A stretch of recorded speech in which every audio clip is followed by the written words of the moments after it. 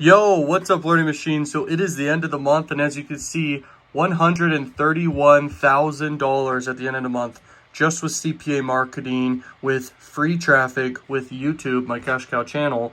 And then if we go over here, as you can see right there, this is adult marketing. This is over on crack revenue, $153,000 at the end of the month.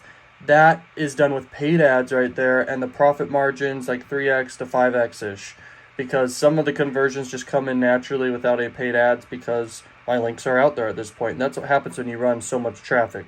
I'm talking millions of people, like hundreds of millions of impressions on my ads. And so that's how I'm able to accomplish that. Without showing too much here, this is my Cash Cow YouTube channel, and that is my AdSense revenue, estimated revenue so far this month. It's the end of the month here. It's a late night here, and that's $70,000. Okay, $5,000 more than usual. It's been a good month for AdSense, clearly. Okay, so all together with everything, that's over $300,000, which is insane.